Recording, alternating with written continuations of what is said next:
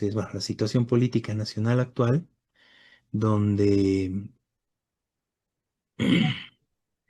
em, un momento.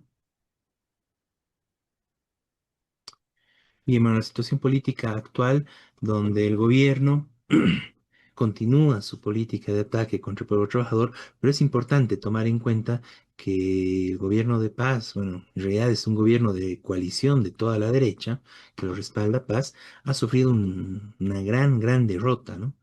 La huelga general de la COP, que logró sumar a amplios sectores, logró la abrogación del Decreto Supremo 5503. Esa fue una gran victoria de los trabajadores del país, fue una gran derrota del gobierno también, y de esa forma estamos en la situación actual, ¿no? Bueno, si bien fue un gran triunfo, igual fue un triunfo parcial, ¿no? Porque el gobierno logró imponer el gasolinazo, ¿no? Pero fue un gran triunfo porque realmente aplazó y echó por la borda todo el plan que quería poner el gobierno a nombre de la inevitabilidad del gasolinazo. Quería meter todo un paquetazo para endeudar el país, para vender nuestros recursos naturales, para abrir las puertas a las transnacionales, para entregar los recursos naturales en general a las transnacionales y empresas privadas, bueno, etcétera, ¿no? Entonces, bueno, se derrotó eso, pero el gobierno va a seguir intentando esto, ¿no? Y lo estamos viendo ahora, ¿no? Y es importante, digamos, contextualizar también el hecho de que el gasolinazo también se dio después de una amplia campaña donde durante años estuvieron diciendo, tanto en los medios como los distintos candidatos de los partidos bueno, del Estado, del régimen actual, eh, que era inevitable, ¿no? Que iba a haber el gasolinazo.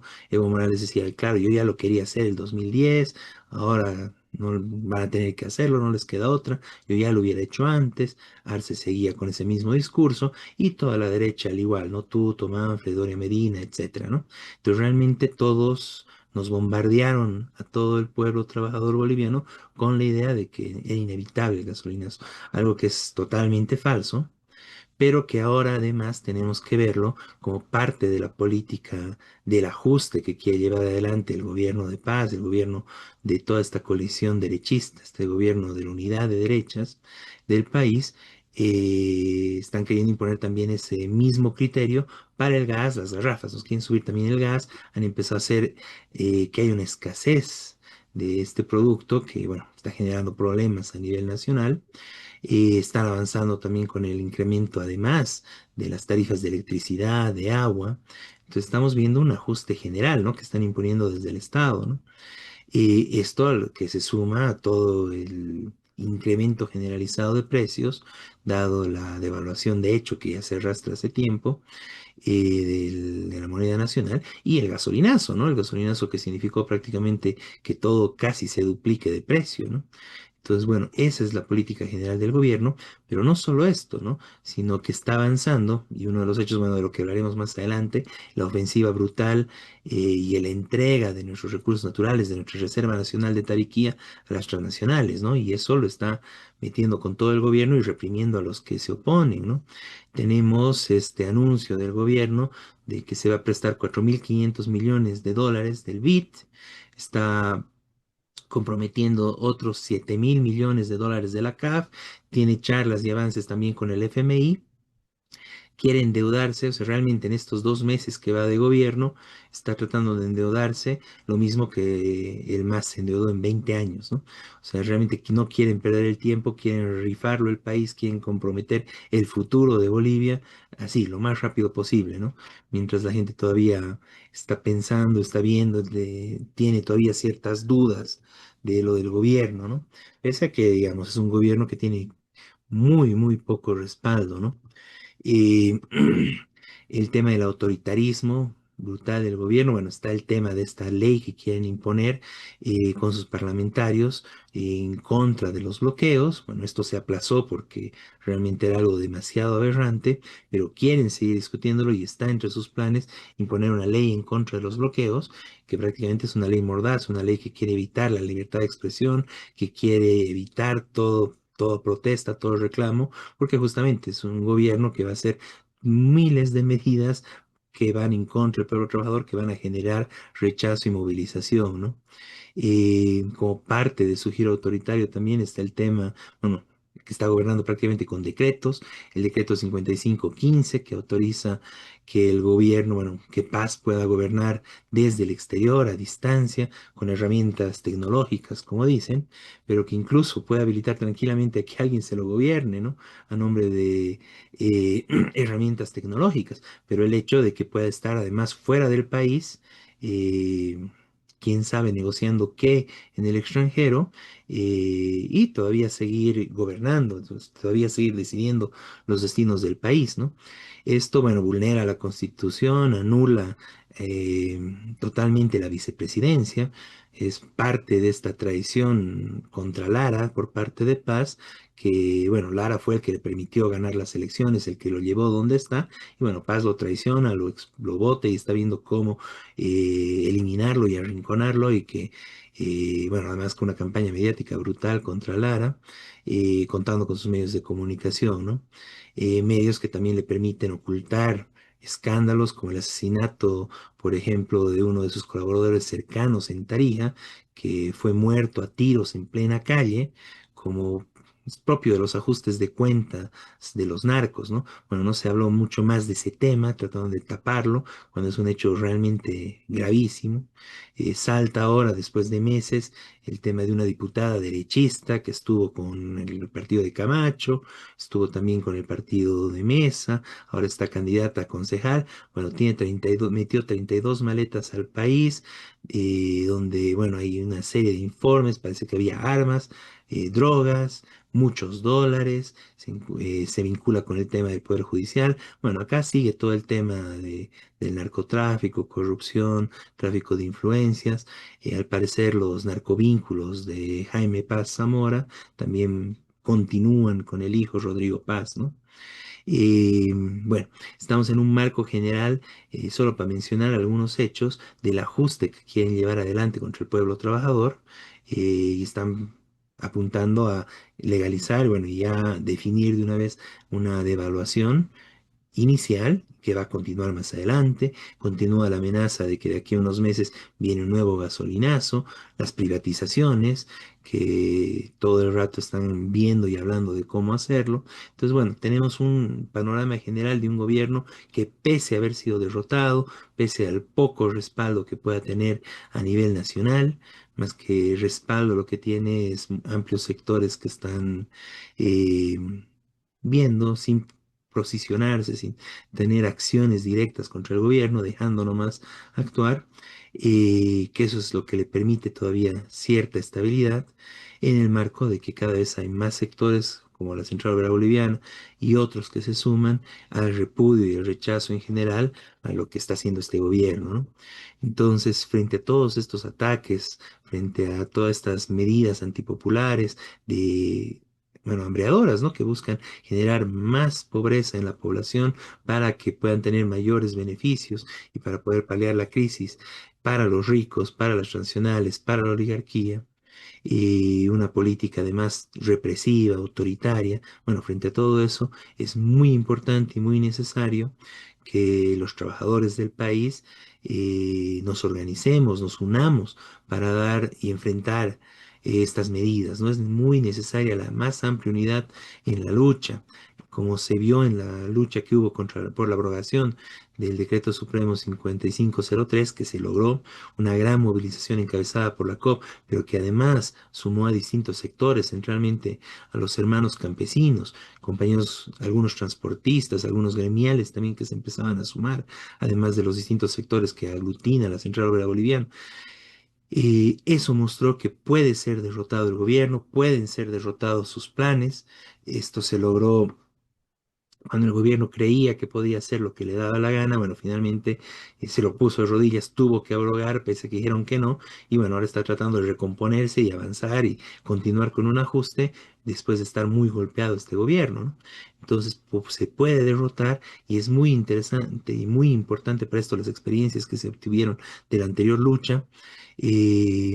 Centralmente la necesidad de mantener la unidad, fortalecerla, que haya discusiones mucho más amplias, dotarse de un plan de lucha y apuntar hacia la derrota de toda esta política autoritaria, vendepatria, entreguista, endeudante del gobierno y perfilarnos para una salida desde la perspectiva de los trabajadores. Entonces es muy importante mantener y plantear esta necesidad de unidad y fortalecer estos espacios de unidad como es la COP y los distintos espacios que se sumaron a esta lucha, ¿no? Bueno, eso de mi parte, compañeros, tienen la palabra si quieren complementar, ampliar algo. Sí, Bien, bueno, muy de acuerdo. Claro, ahora aparecen críticas de algunos grupos a la COP porque firmó acuerdos con el gobierno. Bueno, en primer lugar hay que ver el fenómeno que fue la movilización masiva, que la llamó la COP, aunque después se unieron, y fue la primera movilización unida de organizaciones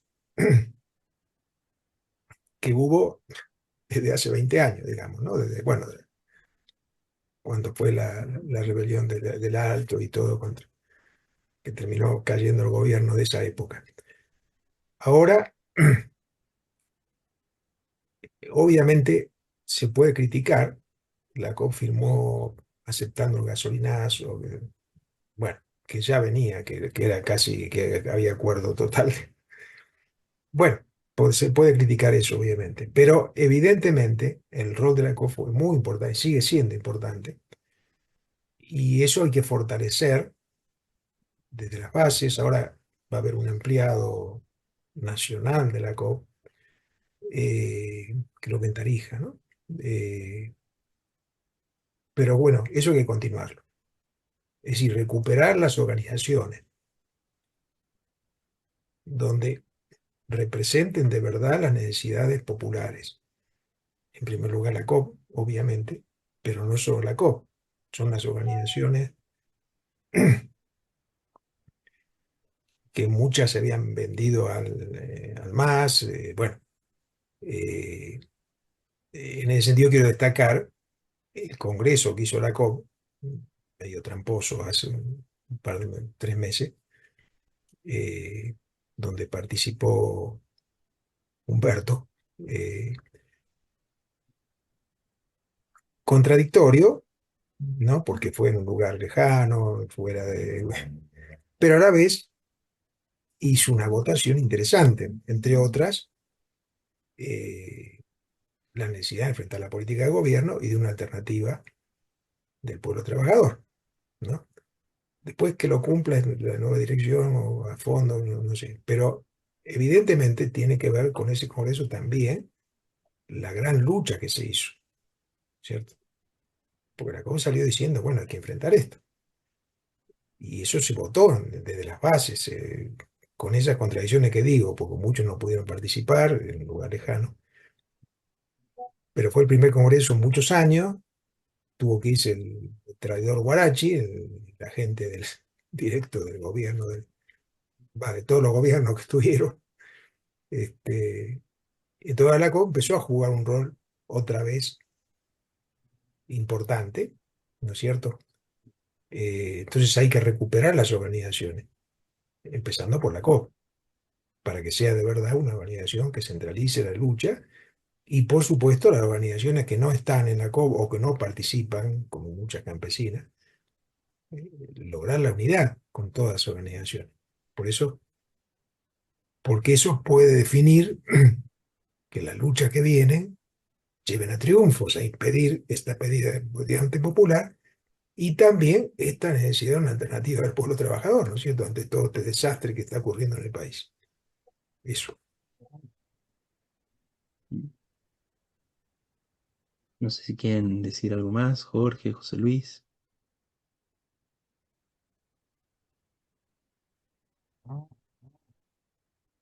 ¿no? Bien, un poco en base a lo que decía Miguel, ¿no? Me parece importante también señalar eso, ¿no? El principal argumento del gobierno contra la COP, y se puede decir la principal debilidad de la COP, en general es esta herencia que fue de los últimos años, que no son 20 como él dice en la campaña, ¿no?